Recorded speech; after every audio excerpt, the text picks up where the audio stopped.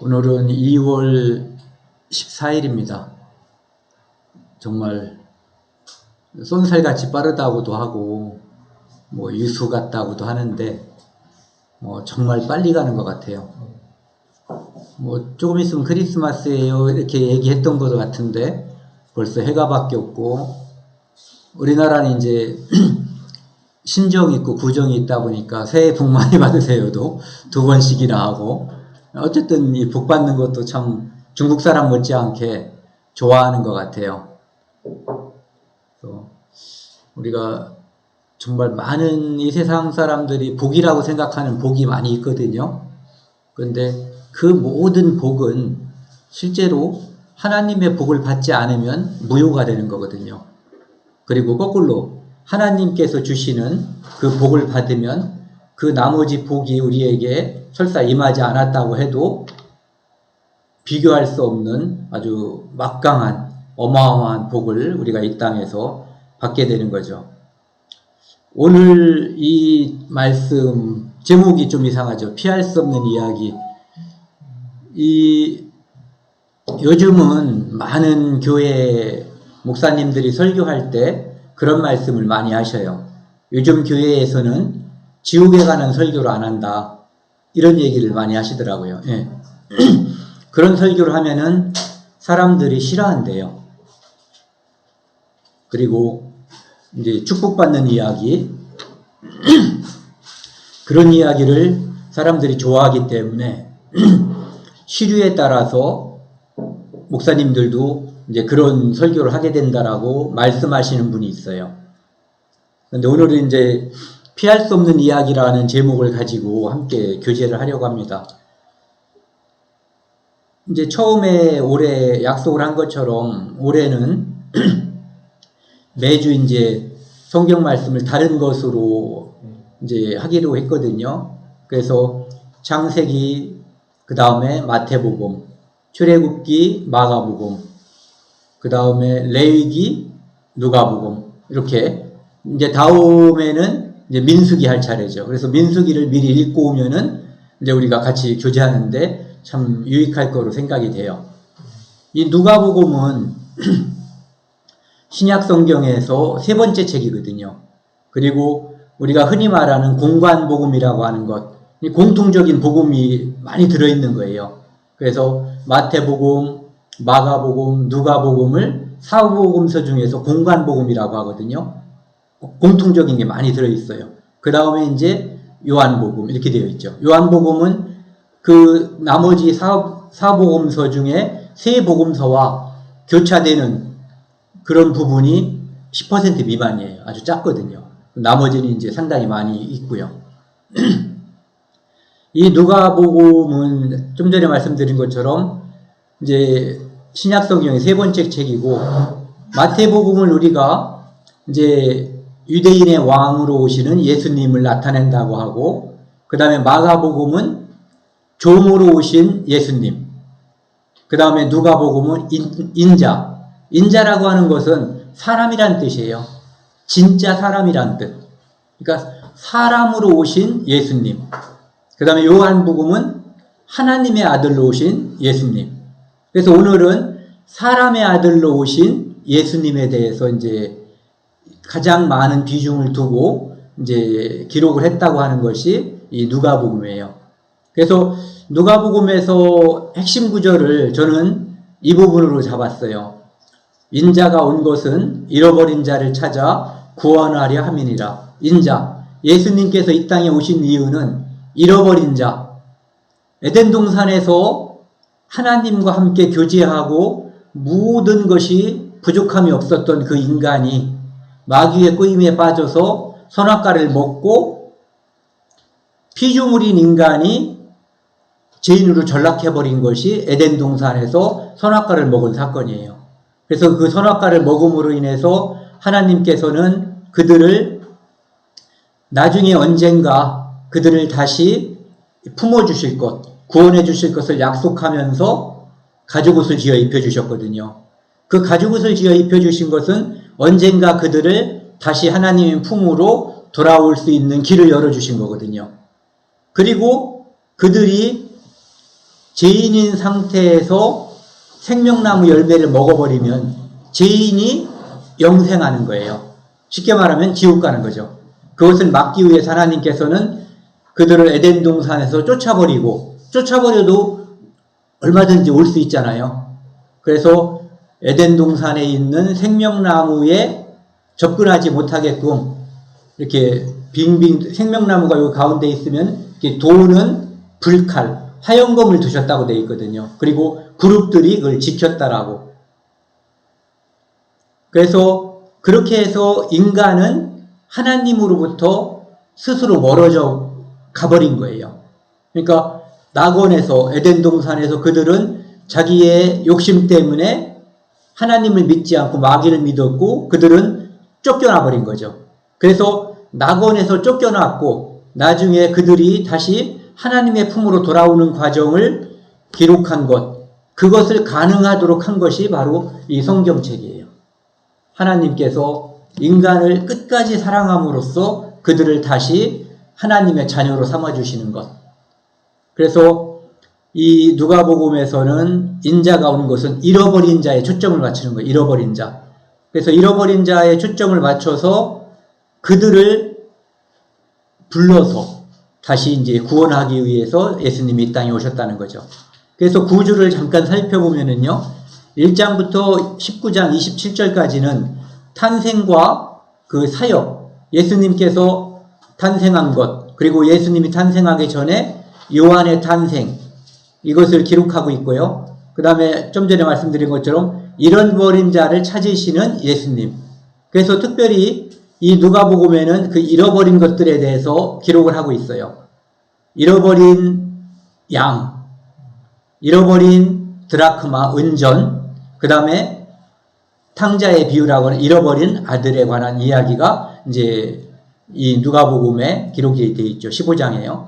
그 다음에 19장 28절에서 마지막 24장까지는 예수님이 십자가에 달리기까지의 고난, 그리고 십자가의 죽음, 그리고 3일째 부활, 그리고 부활한 후에 제자들에게 나타나셔서 그 자기가 메시아 그리스도라고 하는 것을 성경을 통해서 다 풀어주시고 설명해 주시거든요. 그 다음에 승천하는 것. 여기까지가 이제 누가복음의 내용이죠.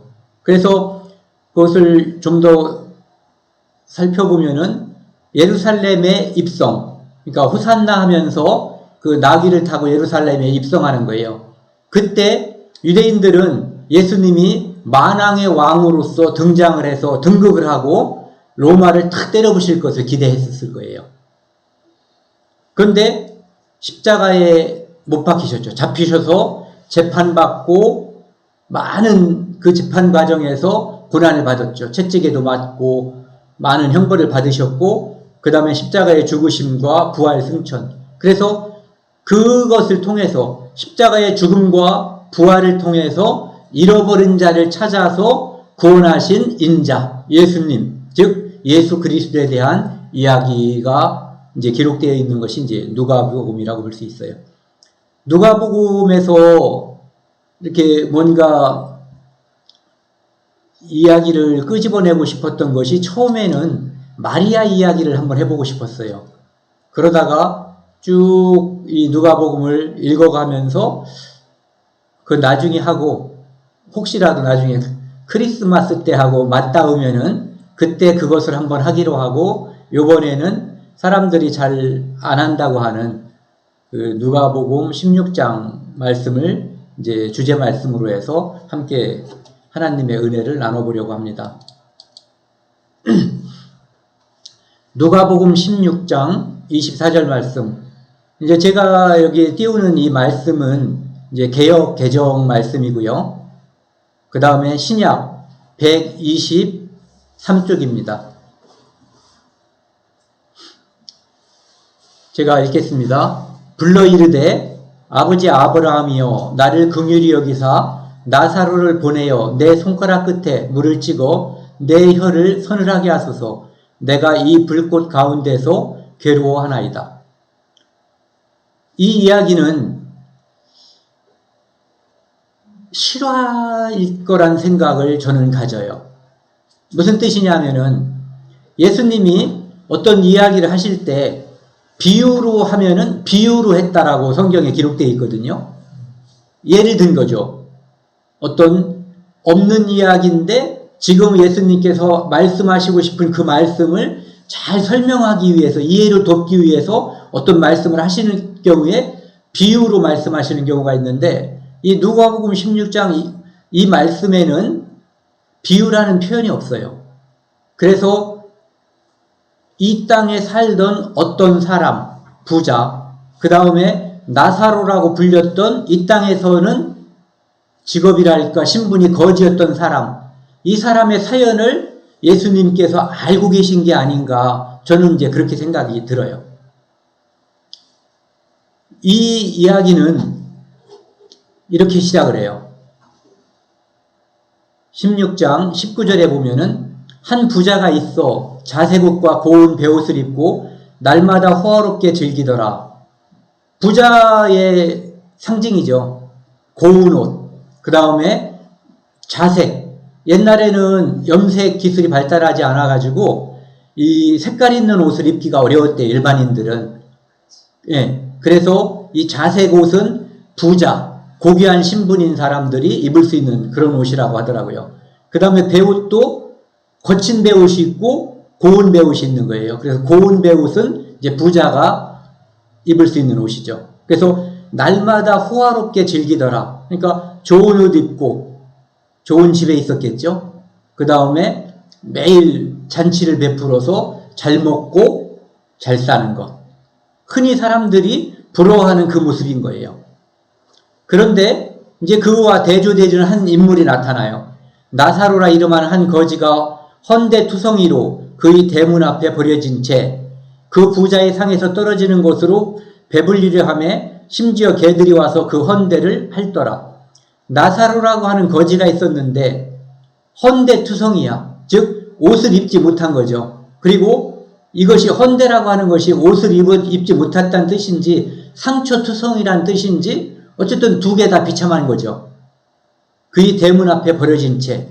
이 내용으로 볼 때 부자의 상에서 떨어지는 것으로 배불리려 하매 부자는 이 나사로라고 하는 거지에게 자비를 베풀지 않았다는 거죠. 너도 좀 먹어라, 한 그릇 주고 아니면 한 상 주고, 이것이 아니라 먹다가 떨어지는 거, 먹다 떨어지는 걸 주로 개들이 주워 먹는 거잖아요. 그런 식으로 와서 이제 음식을 먹었고, 심지어는 개들이 헌데, 아까 말씀드린 것처럼 상처인 것 같아요. 상처든 옷이 입지 않은 곳이든 거기를 갖다가 핥는 거예요. 그러니까 천하게 사는 거죠. 그래서 두 사람이 이제 대비되는 거예요. 한 사람은 고귀한 신분으로서 잘 먹고 잘 살고, 또 한 사람, 이 사람은 이제 이름이 있어요. 나사로라고 하는 사람. 그 사람은 거지고 천하게 먹고 살았다. 22절, 이에 그 거지가 죽어 천사들에게 받들려 아브라함의 품에 들어가고 부자도 죽어 장사되매. 그런데 여기서 약간 이제 반전이라고 하는 것이 생기는 거죠. 거지는 죽었는데 천사들에게 받들려 아브라함의 품에 들어가. 믿음으로 갈 수 있는 것이 천국이잖아요. 믿음의 조상이 아브라함이에요. 그래서 그곳에 간 거예요. 부자도 장사되매, 죽어 장사되매, 그가 음부에서 고통 중에 눈을 들어 멀리 아브라함과 그의 품에 있는 나사로를 보고, 그런데 이 부자는 죽어서 음부에서, 음부라고 하는 것은 흔히 이렇게 얘기하거든요. 지옥 가기 전에 대기하는 곳이다. 완전한 심판이 있기 전에. 하지만 대부분의 그 신학자들이나 목사님들은 이것이 그냥 같다고 보면 된다고 얘기해요. 음부 있는 사람이 천국 갈 일 없다는 얘기예요. 음부 있다가 지옥 간다. 그러니까 결국 음부나 지옥이나 이름 차이지 내용은 같다라고 말을 많이 하거든요. 그래서 둘 사이에 완전한 이제 극명한 차이가, 이 세상에서는 부자와 나사로였고 지금 저 세상에서는 부자와 나사로, 이렇게 이제 운명이 바뀌어버린 거죠. 그런데 그가 고통 중에 있다라고 돼 있어요. 음부라고 하는 것은 고통 속에 있는 곳이구나. 그리고 처음에 살펴본 것처럼 이제 그 다음 구절을 제가 다시 옮겨놨는데요. 불러 이르되 아버지 아브라함이여. 여기 저는 아버지 아브라함이여라고 불렀지만 여기 나와 있는 아브라함은 우리가 구약 성경에 나와 있는 믿음의 조상 아브라함이라기보다는 저는 하나님일 것이라고 생각을 해요. 왜냐하면은 아브라함이 천국에서 지옥에 있는 자기 후손들과 교류를 할 수가 없잖아요. 교류하면 이 사람은 아브라함은 얼마나 고통 속에 있겠어요. 예. 그래서 하나님께 이제 이야기했다라고 저는 보는 거군요. 저를 긍휼히 여기사 나사로를 보내어 그 손가락 끝에 물을 찍어 내 혀를 서늘하게 하소서. 내가 이 불꽃 가운데서 괴로워하나이다. 아까는 고민 중에 고통 중에 있었는데 지금 여기서는 좀 더 구체적으로 이야기하고 있어요. 뭐라고 얘기하냐면은 나사로를 보내어 그 손가락 끝에 물을 찍어 내 혀를 서늘하게 하소서. 요거 이렇게 하면 한 방울이 딱 찍히거든요. 요거 해달라는 거예요. 물 한 컵, 콜라 한 잔 주세요. 이게 아니라 손가락 끝에 물을 찍어 내 혀를 서늘하게 하소서. 내가 이 불꽃 가운데서 괴로워하나이다. 너무너무 고통스러운 곳에서 그 고통을, 그 뜨거운 고통, 그 갈증의 고통을 조금만이라도 좀 풀어달라고 이야기하는 거죠. 전에 배너라는 영화를 보니까 그 배너가 자기 엄마하고 여동생을 찾아서 문둥이촌에 갔는데 거기 있는 사람에게 이제 내가 엄마하고 동생을 찾는다라고 얘기하면서 허가문이라고 얘기하니까 그 문둥이촌에 있는 입구에서 만난 그 문둥이가 이렇게 얘기해요. 이곳에는 이름이 없습니다. 예. 여기 보면은 나사로는 거지였는데도 이름이 나오죠. 예. 그런데 부자는 부자였던 사람일 뿐이지 이름이 없어요. 예. 그냥 천국에 가는 사람은 아마도 생명책에 기록된 그 이름으로 이름이 보존되는 거고 이 땅에서 무엇이라고 불렀던 그가 아무리 고귀했던 신분이라고 해도 이 땅을 떠나는 순간에 그는 이름이 필요 없어지는 거예요. 그냥 저거 보면 알죠. 우리도 교도소에 가는 사람들은 번호로 불리지 이름으로 안 불리잖아요. 몇 번.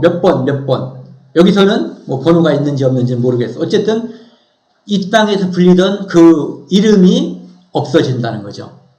그래서 존재 가치가 사라져버리는 거예요. 그곳은. 그리고 그곳은 엄청나게 뜨겁고 그 엄청난 불은 영원히 계속되는 끔찍한 곳이라는 거죠.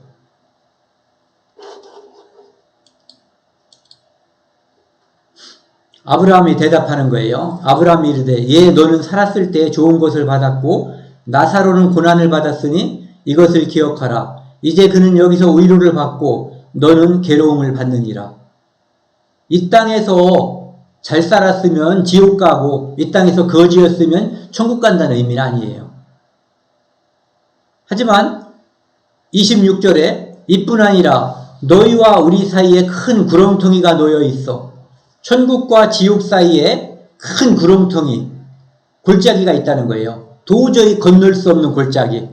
너희에게 건너가고자 하되 갈 수 없고 천국에서 지옥, 음부 갈 수 없고 음부에서 지옥에서 천국으로다가 올 수 없다. 그러니까 한 번 가면 영원히 격리되는 곳이다.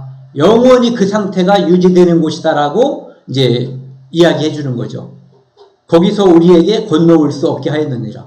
아무도 왔다 갔다 할 수 없는 곳이에요. 한 번 가면 영원한 곳. 그곳이 천국이고 그곳이 지옥이라는 거죠. 그러니까 이 사람, 부자였던 사람이 이렇게 간구해요. 그러면 아버지여 구하노니 나사로를 내 아버지의 집에 보내소서. 내 형제 5이 있으니 그들에게 증언하게 하여 그들로 이 고통받는 곳에 오지 않게 하소서. 나는 이제 운명이 결정됐으니까 굉장히 의리가 있는 사람이에요. 어떻게 보면 착한 사람이죠. 그가 아직 죽지 않은, 아직 이곳에 오지 않은, 그런데 자기가 생각해 보니까 내버려 두면 나를 따라올 것 같은 형제가 다섯이 있는 거예요. 만약에 그들이 천국 갈 거라고 생각한다면 구태 이런 말을 할 필요가 없는 거죠. 예. 형제 다섯이 있으니 그들에게 증거하게 하여 그들로 이 고통받는 곳에 오지 않게 하소서. 이런 것들은 우리가 흔히 말할 때 전도할 때 하는 말이에요. 하지만 이 전도라고 하는 것은 특징이 있어요. 산자가 하는 거예요. 산자라고 하는 것은 믿음이 있는 자가 살았을 때, 산자가 살아있을 때 하는 것이 전도거든요. 구렁텅이가 있어서 이곳에서 이곳으로 움직이지 못할 때 그 소망이 아무리 갈급해도, 그 소원이 아무리 이 마음을 사무치게 이 마음속에 끌어오르는 형제가 있어도 그것은 이루어질 수 없다는 거죠. 왜? 이미 죽어서 전할 수 있는 기회가 없다는 거예요. 그래서 좀 전에 말한 그 증언이라고 하는 것은 이런 걸 거예요. 고린도전서 1장 18절 말씀에 보면은 십자가의 도가 멸망하는 자들에게는 미련한 것이요. 십자가, 예수 그리스도가 하나님의 독생자 아들로 이 땅에 사람으로 오셔서 마치 한 마리의 어린 양처럼 십자가에서 피 흘려 돌아가심으로써 그 피로써 모든 사람의 죄를 영원히 용서한다는 십자가의 도. 그것이 멸망하는 자들에게는 미련한 거예요. 그 말을 아무리 해줘도 듣지 않거나 무관심한 자들에게는 미련한 거예요. 무슨 쓸데없는 소리 하고 있어. 천국이 어디가 있어. 하나님이 어디가 있어. 지옥이 어디가 있어. 그런 사람들에게는 십자가는 조롱거리고 농담거리에 불과한 거예요. 하지만 구원받는 우리에게는 하나님의 능력이라. 구원 얻은 사람들에게는 그것이 하나님의 능력이에요. 하나님께서 인간이 노력으로 할 수 없는 그것을 하나님께서 십자가의 그 보혈, 예수 그리스도의 피로 이루시는 거거든요. 그래서 십자가의 능력은 바로 또 이렇게 볼 수가 있죠. 요한복음 5장 39절에 보면은 너희가 성경에서 영생을 얻는 줄 생각하고 이 성경을 연구하거니와, 예전엔 상고하거니와 깊이 연구하거니와 이 성경이 곧 내게 대하여 증거하는 것이니라. 예수님에 대해서 증거하는 것이 바로 성경이에요. 여기서 말하는 성경은 구약 성경이죠. 구약 성경에도 예수님의 일대기가 다 이미 기록되어 있는 거예요. 그래서 구약 성경도 제대로 배우고 잘 배운 사람들은 그곳에서 예수님에 대한 이야기를 듣고 알고 믿음을 얻을 수가 있는 거예요. 이제 그 대표적인 분이 다윗 같은 분이죠. 다윗이 기록한 그 시편 내용 같은 것을 보면은 신약 시대에 우리가 구원받은 사람이 말하는 간증과 거의 다를 바가 없거든요. 그는 예수 그리스도의 십자가를 멀리 바라보고 이미 알고 있었던 거예요. 예. 그래서 증언하게 해달라는 것이 바로 이거죠. 예수님이 십자가에서 돌아가심으로 우리의 죄를 모두 용서한다는 것. 그의 앞에 우리는 인간은 아무리 잘난 척해도 죄인일 수밖에 없다는 것. 그래서 구원받아야 되는 존재라고 하는 것. 그것을 증거하게 함으로써 이제 나사로는 그 형제 다섯이 자기와 같은 운명에 빠지기를 바라지 않는 거예요. 근데 아브라함이 이렇게 대답하죠. 아브라함이 이르되 그들에게 모세와 선지자들이 있으니 그들에게 들을지어다. 모세와 선지자라고 하는 것은 성경을 말하는 거예요. 이 성경이 있으니까 성경에서 영생을 얻는 줄 생각하고 이 성경을 상고하거니와 연구하거니와 이 성경이 곧 내게 대하여 예수에 대해서 증거하는 것이로다. 여기서 말하는 모세와 선지자들은 이 성경을 말하는 거예요.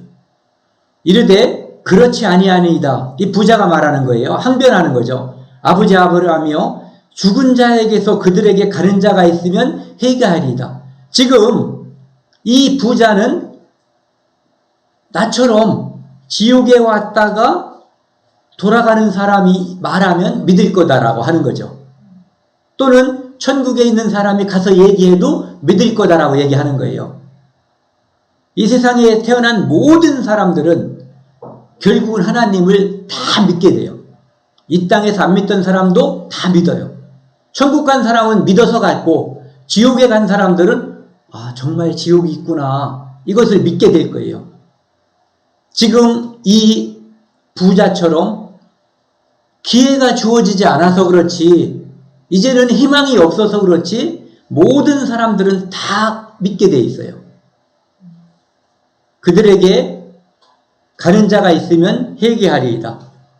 지금 이 부자는 회개하고 싶은 마음이 있는 것 같아요. 이르되 31절 모세와 선지자들에게 듣지 아니하면, 성경에서 배우고 듣지 아니하면 비록 죽은 자 가운데서 살아나는 자가 있을지라도 권함을 받지 아니하리라 하였다 하시니라. 죽었다가 살아난 사람은 예수님 시대에도 있었고 그 후에도 많이 있었던 것 같아요. 하지만 예수님이 살린 여기 나와 있는 나사로하고 똑같은 사람이 나사로가 있었어요. 죽었다가 4일 만에 살아났던 나사로가 있었거든요. 그가 죽었다 살아났기 때문에 사람들이 관심을 가지고 믿게 된 사람들이 있었는가 하면, 오히려 그가 죽었다 살아났다고 말을 하는 바람에 예수님도 죽이고 싶고 그 나사로까지 죽여버리고 싶은 마음, 그 악감정을 가진 사람들이 또 있었다라고 기록하고 있거든요. 그러니까 죽었다 살아난 사람이 증언한다고 해서 다 믿는 건 아니라는 거죠. 대표적인 분이 누구예요? 예수 그리스도죠. 예수 그리스도가 우리의 죄를 짊어지고 대속하고 죽어서 우리의 죄를 다 용서해버린 거예요. 그리고 우리를 다시 살렸다라고 하는 증거를 주기 위해서 부활하셨어요. 하지만 그 이야기가 2000년 동안 이 성경에서 피로써 증거하고 있고, 수많은 사람들이 그것을 증거하기 위해서 목숨을 버리고 있지만 아직도 그것을 듣지 않고 무관심한 사람들이 많이 있는 거거든요. 그래서 살아나는 자가 있을지라도 권함을 받지 아니하리라. 그러니까 반드시 중요한 것은 성경을 통해서 배울 기회를 살아있을 때 얻어야 된다, 이런 얘기죠.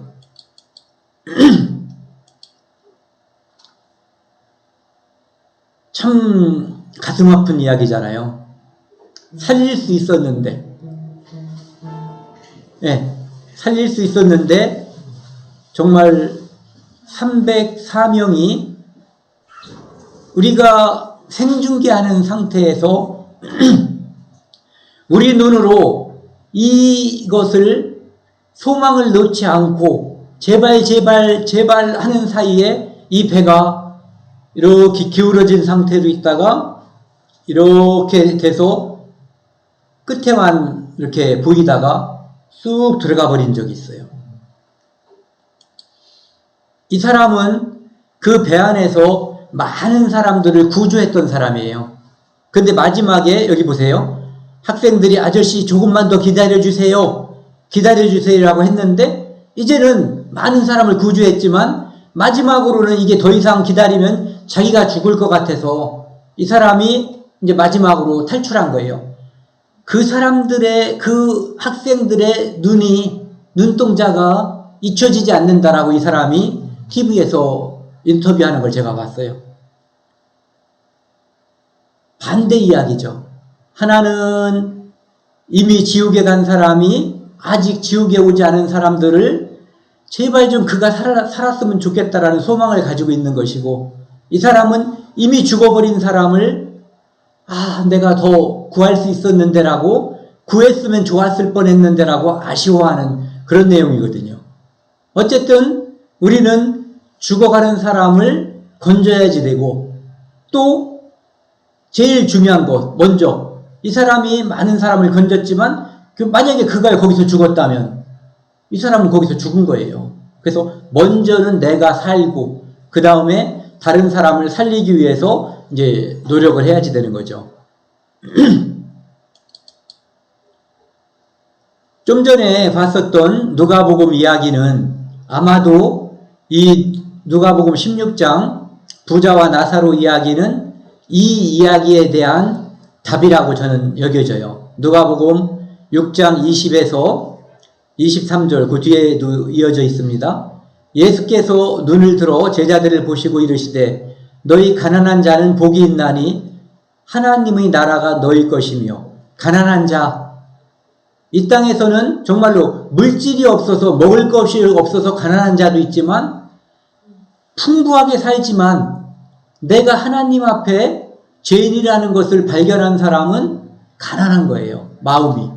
그래서 늘 가난한 자는 풍족한 자는 더 이상 내게는 필요한 것이 없어 이거고 가난한 자는 나는 필요한 게 있는 거예요. 누군가의 긍휼, 누군가의 보살핌이 필요한 거죠. 먹을 게 없어도 누군가의 보살핌이 필요하고 내가 죄인인 것을 알아도 하나님의 긍휼이 필요한 거거든요.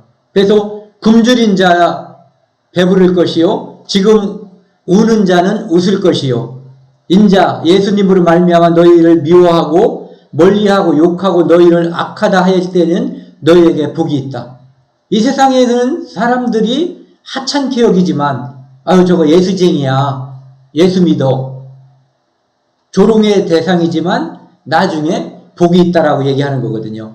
그날에 기뻐하고 뛰놀라 하늘에서 너희 상이 크다. 이 땅에서 예수 그리스도를 인해서 핍박받는 사람이 뛰어놀란 얘기예요. 왜? 하늘에서 그 상이 크다라고. 이 내용이 뭔지 저는 몰라요. 저는 하나님께서 나 같은 죄인을 살리시고 더욱이 하나님께서 나를 살리기 위해서 피 흘려 돌아가시고 나를 하나님의 자녀로 삼아서 내가 천국 간다는 그 사실만으로도 감지덕지예요. 그 상이 얼마나 영광스러운 건지 모르지만은 그 상에 대한 것이 저는 기대하지 않는다는 의미가 아니라 그거보다는 그곳에 보내준다는 것만 가지고도 흡족하고 만족하다는 얘기죠. 그러나 또 다른 부류가 있어요. 화 있을진저 너희 부유한 자여 내가 스스로 부자라고 하는 자들 너희는 너희의 위로를 이미 받았도다. 화 있을진저 너희 지금 배부른 자여 너희는 주리로다. 화 있을진저 너희 지금 웃는 자여 너희가 애통하리로다. 부자가 이 땅에서는 연락하면서 기쁘게 잔치하면서 지냈거든요. 하지만 애통하고 우는 모습으로 바뀌어버렸거든요. 그래서 이것에 대한 대답이 바로 누가복음 16장에 나와 있는 부자와 나사로. 실질적으로 가난하고 부자인 것보다는 더 중요한 것이 마음이 가난한 자. 내가 하나님 앞에 얼만큼 불쌍한 자인가. 지금이라도 심판받으면 부자가 가 있는 그곳으로 오늘도 떨어질 수밖에 없는 가련한 존재라고 하는 것을 아는 자. 그는 가난한 자거든요. 그것을 아는 자, 그것을 설명하기 위해서 누가복음 16장에 설명이 있는 것 같아요. 요한계시록 3장 17, 18절에 보면은 이제 예수님께서 라우디아 교회에게 하시는 말씀인데 내가 말하기를 나는 부자라 부유하여 부족한 것이 없다 하나 나는 지금 부자라 이거예요. 나는 어떠한 도움도 필요 없고 다른 사람이 나를 불쌍히 여기는 것도 필요하지 않다는 거죠. 부자기 때문에. 그러나 하나 네 곤고한 것과 가련한 것과 가난한 것과 눈먼 것과 벌거벗은 것을 알지 못하는도다. 알았다면 실상은 이런 신분이라는 것을 깨달아야 된다는 거죠. 자기 자신이 자기를 모르기 때문에 자기가 곤고하고 가련하고 가난하고 눈멀고 벌거벗은 것, 구원받지 못하고 있는 이 모습을 모르고 풍성하다라고 착각하고 있다는 얘기예요. 내가 너를 권하노니 내게서 불로 연단한 금을 사서 부유하게 하고 금은 변하지 않는 거예요. 그래서 믿음을 가져야만 부유하게 되는 거거든요. 믿음을 갖고 흰옷을 사서 입어 벌거벗은 수치를 보이지 않게 하고, 흰옷은 의의 왕 예수 그리스도의 의거든요. 이신칭의. 내가 원래는 죄인이었는데 예수 그리스도로 말미암아 대속으로 십자가에 못 박힐 때 예수 그리스도의 죽음에 내 죄가 가버린 거예요. 그리고 예수 그리스도 하나님의 아들 의로우신 그 의가 내게로 온 거거든요. 그래서 의와 죄가 바뀐 거죠. 그리고 십자가에서 내 죄와 모든 인류의 죄가 예수 그리스도의 십자가에서 다 처리된 거예요. 그래서 내가 의롭게 된 거거든요. 바로 그 흰옷, 그 의로움을 입으란 얘기예요. 그래야만 벌거벗은 수치를 당하지 않는 거죠. 안약을 사서 눈에 발라 보게 하라.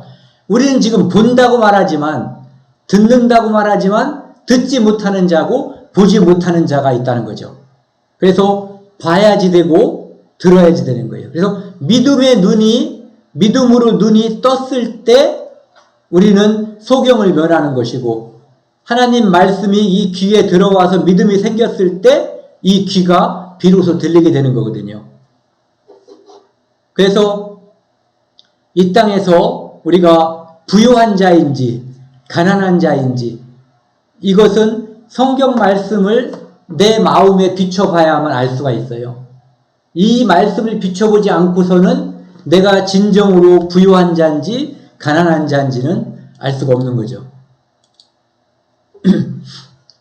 이 마가복음 9장 43절부터 49절 말씀은 네 손이 범죄하거든, 네 발이 범죄하거든, 네 눈이 범죄하거든 찍어버리라, 빼어버리라. 그렇게 하고라도 지옥에 던지우는 것보다, 두 눈을 가지고 가는 것보다 한 눈으로 가는 게 낫다, 이거거든요. 그러니까 지옥, 천국 가는 사람들은 한 손, 한 발, 한 눈이 없다는 뜻이 아니라, 천국에 가기 위해서는 어떠한 희생도, 천국에 가기 위해서는 그 갈급함이, 이 손이 하나 없더라도 가고 싶은 마음, 눈이 하나 빠지더라도 가고 싶은 그 간절한 마음이 있어야 된다는 거예요. 그 간절한 마음으로 두드리고 찾고, 두드리고 찾고 구해야 된다는 거죠. 예. 그래서 48절, 49절 한번 같이 읽어보겠습니다. 시작. 거기에서는 구더기도 죽지 않고 불도 꺼지지 아니하느니라. 사람마다 불로서 소금치듯함을 받으리라. 거기는 좀 전에 그 부자가 있었던 거길 말하는 거예요. 구더기도 죽지 않고 불도 꺼지지 아니하니라. 저희가 가보질 않은 곳이라서 정확히 모를 수 있지만, 여기 있는 정보를 동원하면 그곳은 죽지 않는 구더기가 사람 살을 파먹는 거겠죠. 아니면 구더기가 흩어져서 그 지옥에 있는 사람들을 혐오스럽게 하는지도 모르겠어요. 그리고 어쨌든 더 중요한 것, 꺼지지 않는 불 속에 있다라는 거거든요. 그래서 소금 치듯 한다, 불로서. 소금을 볶는 거 보셨어요? 그냥 일반 소금을 프라이팬 같은 데다가 넣거나, 아니면은 그게 가마솥에다가 넣고서 이게 밑에서 이렇게 볶으면은 불순물이 다 날아가요. 그리고 정제된 소금이 남을 때까지 계속해서 기화가 되거나 뭐가 날아가 버리거든요. 그렇게 하는 것이 소금치듯함을 받는 거예요. 불순물이 사라질 때까지. 그런데 지옥은 불순물인 죄가 사라지지 않는 곳이에요. 죄는 오직 예수 그리스도의 십자가를 통해서만 용서받고 사라지는 거예요. 그래서 이 땅에서 살고 있을 때 지은 죄를 다 가지고 지옥에 가기 때문에 그곳에서는 죄가 눈꽃만큼도 사라지지 않아요. 그래서 영원히 불로서 소금치듯함을 받는 거죠. 죄가 사라진다면 언젠가 나온다는 소망이 있는 거예요. 하지만 그곳은 죄가 사라지지 않고 정제되지 않기 때문에 영원히 있는 곳이죠. 그곳이 바로 지옥이에요. 그것을 예수님께서 좀 전에 누가복음 16장에서 부자 나사로의 이야기를 통해서 설명해 주시는 것이고, 여기서도 얼마나 끔찍한 곳이면 거기 가지 않기 위해서는 신체 일부를 절단하고서라도 가는 게 낫다라고 권하는 건가요? 경고하는 거라고 봐야죠. 경고. 그 다음에 그곳은 어떤 사람이 가냐면은 자기를 의롭다고 믿고 다른 사람을 멸시하는 자들에게 비유로, 이것은 비유예요. 이런 사람들에게 비유로 말씀하신 거거든요. 두 사람이 성전에 기도하러 갔는데 한 사람은 바리새인, 한 사람은 세리였어요. 근데 바리새인은 이렇게 기도해요. 나는 다른 사람, 토색, 불의, 간음하는 자들과 같지 아니하고, 토색하는 사람, 다른 사람들 두드려 패서 뭘 뺏는 사람들, 나쁜 짓 하는 사람들, 자기 배우자 두고 딴 데 가서 간통하는 사람들과 같지 않다. 나는 이런 잘못을 저지르지 않는 착한 사람 또는 의로운 사람이다라고 자기를 하나님께 이렇게 광고하는 거예요. 나는 의로운 사람입니다. 그리고 그 옆에 같이 기도하고 있는 요 사람, 세리, 동족의 돈을 뜯어서 착복하고 로마, 자기들을 마구잡이로 다스리는 로마에게 바치는 그 세리, 죄인과도 같지 않다라고 감사하는 거죠.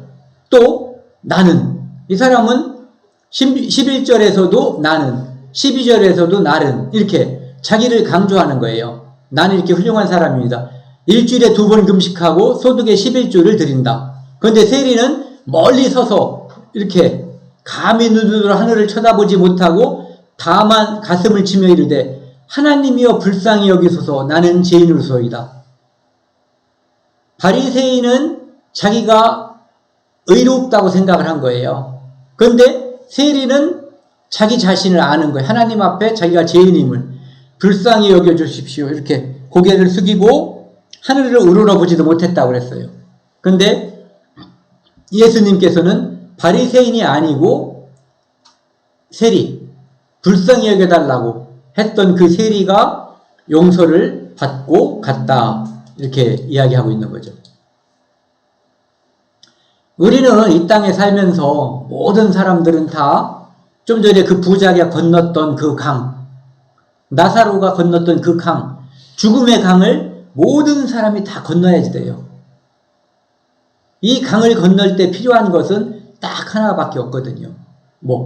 믿음, 지식도, 명예도, 돈도 아무런 소용이 없어요. 울어도 안 되고 기도해서 되는 것도 아니에요. 오직 믿음이 있어야지 돼요. 예수 그리스도가 십자가에서 내 죄를 영원히 용서했다라고 하는 하나님의 대속의 법칙, 그것을 내 마음속에 믿어지는 그것만이 이 죽음의 강을 안전하게 건너는 거예요. 이 죽음의 강은 누구나 건너가게 돼 있어요. 안전하게 건너느냐, 이 죽음의 강에서 빠져서 2번째 죽음으로 가느냐, 이것은 이제 믿음의 있고 없고의 차이예요. 샤르트르라는 사람이, 샤르트르 아실 거예요. 이 사람이 이제 철학가라고 그러나요? 철학자라고 하나요? 네, 실존주의 철학자죠. 이 사람이 죽게 된 거예요. 1980년 4월 16일 날 이 사람이 죽었는데 그해 3월 달에 파리에 있는 브르쉐 병원에 이제 폐수종으로 입원했다고 그래요. 그런데 너무너무 두려워서 자기가 무슨 병이 있는지 의사한테도 묻지 못했고 그 아내에게도 묻지 못했다고 그래요. 그리고 그 아내도 같이 두려워서 남편에게 말하지도 못했다고 그래요. 죽음으로부터의 자유를 그렇게 잊혔지만, 그리고 그것을 글을 써서 사람들이 죽음에 대해서 경박하게 생각하는 것을 심어줘가지고 많은 젊은이들이 이 글을 읽고 자살한 사람들이 많이 있다고 그러거든요. 그런데 막상 그가 죽음에 닥쳤을 때 너무너무 힘들고 고통스러워서 막 소리를 지르고 난동을 부린 거예요. 그는 정작 자기 자신은 죽음으로부터 어떠한 자유도 누리지 못하고 있었던 거죠. 그래서 한 달쯤 돼가지고 4월 16일 날 그는 소리 지르고 괴로워하다가 세상을 떠났어요. 그래서 파리 프랑스 신문들은 그에 대해서 떠들기 시작했는데, 죽음으로부터의 자유를 그렇게도 외쳤던 샤르트르의 마지막이 그렇게 비참했던 이유에 대해서 어떤 사람이 신문에 기고했다는 거예요. 샤르트르의 마지막이 그렇게 비참했던 이유는 이 기고의 내용이에요. 샤르트르에게 돌아갈 고향이 없었기 때문이다. 돌아갈 고향. 죽으면 하나님께서 나를 기다리고 있다는 것. 좀 전에 봤었던 그 나사로처럼 아브라함 품에, 하나님의 품에 안길 거라는 그 확신, 그 믿음이 있으면 이런 모습이 안 보이는 거거든요. 부자가 손끝에 물방울 하나 묻혀달라고 하는 그곳에 간다라고 하는 그 두려움 때문에 샤르트르는 난동을 부린 거예요. 샤르트르, 그에게는 진정으로 돌아갈 고향이 없었습니다. 근데 또 한 사람, 본헤퍼라는 사람이 있었는데, 이분은 어떤 사람은 신학자라고 하고 어떤 사람은 목사라고 이야기하고 있어요. 이 사람이 히틀러를 죽이는 암살을 하려고 하다가 발각돼서 잡혔어요. 그래가지고 감옥에 갇혀 있는데 어느 날 간수가 두들기고 돌아왔을 때 그는 직감적으로 오늘 사형 집행이구나 알은 거예요. 그래서 벌떡 일어나서 감방에 있는 다른 동지들에게 이제 동지 여러분, 내게 죽음이 왔습니다. 그러나 기억하십시오. 이것은 내 마지막이 아니고 시작입니다. 주님께서 나를 위해서 예비하신 하나님의 나라, 그곳에서 만날 때까지 안녕히 계십시오 하면서 떠난 거예요. 마지막 인사를 하고 깜빵을 나서는 그에게 그 남은 사람들이 느낀 거예요. 놀라운 평안과 기쁨이 그 표정, 얼굴에 넘치고 있었다는 거죠. 사형당하러 가는 사람의 얼굴에서 감히 생각할 수 없는 평안과 기쁨이 있었다는 거예요. 감옥에 있던 사람들이 그 사람은 하나님을 신뢰하는 사람의 마지막이다라고 하는 것을 느낀 거죠. 그래서 본헤퍼, 그에게는 돌아갈 고향이 있었기 때문이라는 거죠. 나사로와 같은 그곳에 자기가 간다는 확실한 믿음이 있기 때문에 그는 담대했었던 거예요. 심지어 놀라운 평안과 기쁨이 있었던 거죠. 죽음을 건널 수 있는 믿음이 확실히 있었던 거예요. 안전하게 건널 수 있는 믿음. 마태복음 10장 28절에요. 한번 같이 읽겠습니다. 신약 15쪽. 이거 한번 성경 찾아도 되겠어요. 가끔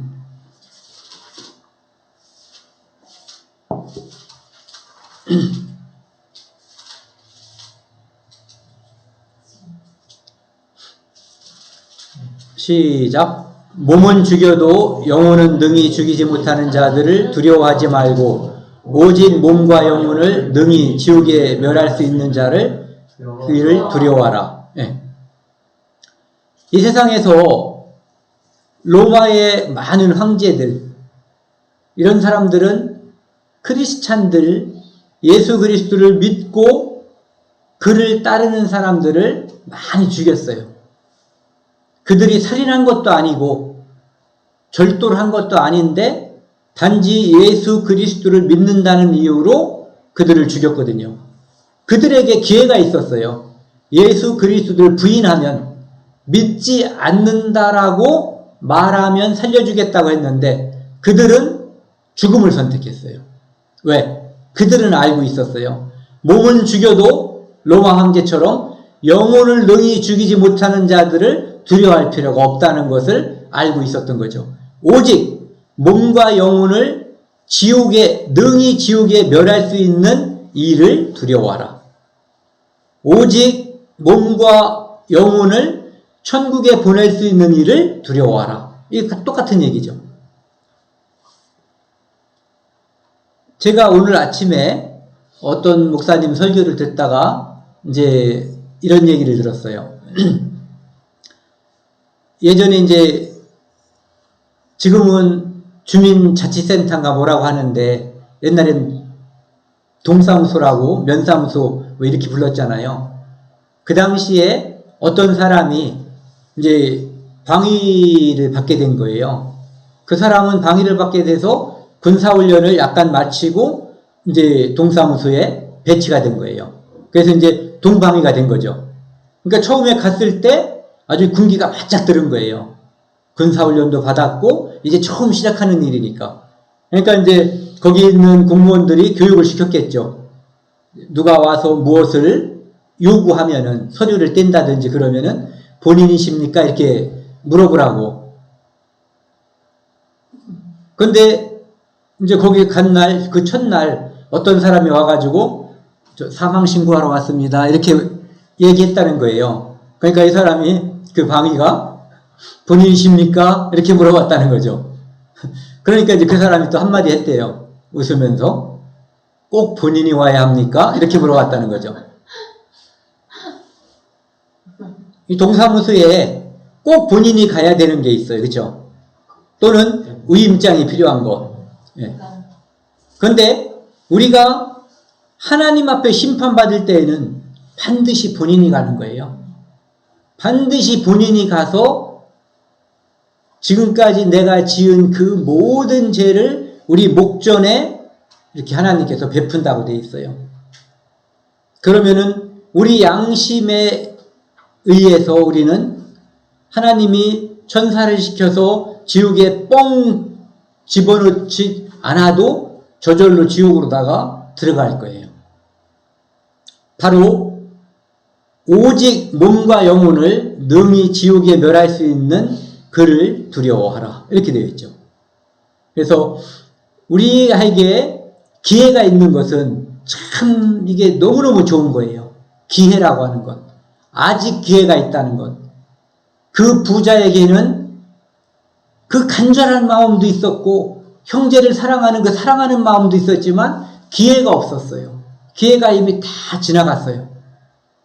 근데 우리는 전할 수 있는 기회도 있고 우리가에게 아직 기회가 있는 거거든요. 이게 참 중요한 거예요. 기회를 살릴 수 있다는 거. 고린도후서 6장 1절에서 2절 신약성경 291쪽입니다. 제가 읽겠습니다. 우리가 하나님과 함께 일하는 자로서 너희를 권하노니 하나님의 은혜를 헛되이 받지 말라. 이르시되 내가 은혜 베풀 때에 너에게 듣고 구원의 날에 너를 도왔다 하셨으니 보라 지금은 은혜 받을 만한 때요 보라 지금은 구원의 날이로다. 이 땅에 있는 우리는 하나님과 함께 일하는 자예요. 하나님께서 하시는 일, 그 일을 우리에게 영광스럽게도 위임해 주신 거거든요. 이 땅에서 대통령이 되면은 그 어떤 나라를 다스릴 수 있는 권한을 국민들이 투표로서 위임을 해주는 거예요. 그러면 그 사람이 임기 동안에 그 위임된 권력을, 권한을 행사하는 거죠. 그것처럼 우리는 이 땅에서 하나님께서 원하시는 일, 이 땅에 이뤄진 영혼들에게 이뤄진 양들을 다시 우리 안으로 넣는 것, 이뤄진 드라크마를 다시 찾는 것, 집을 떠난 탕자가 다시 집에 돌아왔을 때 받아주는 것, 이 모든 것들이 우리가 해야 될 일이거든요. 하나님께서 요구하시고 원하시는 일이고요. 그리고 다행히 하나님께서는 내가 은혜 받을 때에 너에게 듣고, 우리가 은혜 받을 때에 하나님께서는 우리의 간절한 기도, 우리가 이 땅에 살면서 자기가 죄인인 걸 모르고 살거든요. 그리고 많은 사람들이 의롭게 살기 위해서 노력을 해요. 그리고 의롭게 산다라고 생각도 하고, 하지만 하나님 말씀, 이 하나님 말씀이 내 양심, 내 영혼에 비춰질 때에 우리는 내가 착하게 살려고 애썼지만 거룩하신, 한 점의 흠도 없는 거룩하신 하나님 말씀 앞에, 그 하나님 앞에서는 5점 투성이인 죄인인 것, 100점짜리 죄인인 것을 깨닫게 되는 거거든요. 그리고 죄인을 구원해달라고 하는 간절한 기도. 마치 기회가 사라졌지만 음부에서 그 부자가 했었던 그 말들, 그것은 굉장히 간절함이 있는 거거든요. 예, 그것보다 더 간절하고 애절한 게 어디가 있겠어요. 물 한 방울을 혀끝에 떨어뜨려 달라는 말. 그것이 안 된다고 하니까 이제는 내 형제 5이 있으니 그들이 나 있는 곳에 오지 않게 나사로를 보내서 그들에게 이 소식을 좀, 기쁜 소식, 복음을 전해달라고 하는 그 간절함. 그렇게 그 간절함을 가지고 우리가 하나님께 기도할 때 하나님은 그것을 도와주시는 거거든요. 은혜 베풀 때 너에게 듣고 하나님이 들어주신다는 거예요. 구원의 날을 너를 도왔다 하셨으니. 우리가 구원을 받는 것은 내 노력이 조금 더 들어있는 게 아니에요. 오직 하나님께서 나의 간구함, 찾는 것, 두드리는 것, 이것을 하나님께서 아시고 우리를 돕기 때문에, 전적으로 하나님께서 건져주시기 때문에 사는 거거든요. 그래서 지금은 은혜 받을 만한 때요. 노란 거하고 그 다음 거 한번 같이 읽겠습니다. 시작. 보라, 지금은 은혜 받을 만한 때요. 보라, 지금은 구원의 날입니다. 예. 세월호는 지금 쏙 들어갔지만, 부자는 지금 음부에 있지만, 우리는 지금 은혜 받을 만한 때에 살고 있고 구원의 날에 살고 있어요. 기회가 우리에게 아직 있거든요. 이 기회를 살리고 이 기회를 점점 많이 확장하는 그런 우리들이 됐으면 좋겠습니다. 오늘 여기까지 하겠습니다.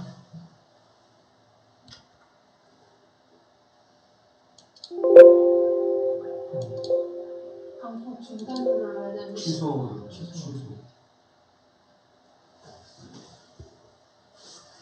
취소가 어디 있어요?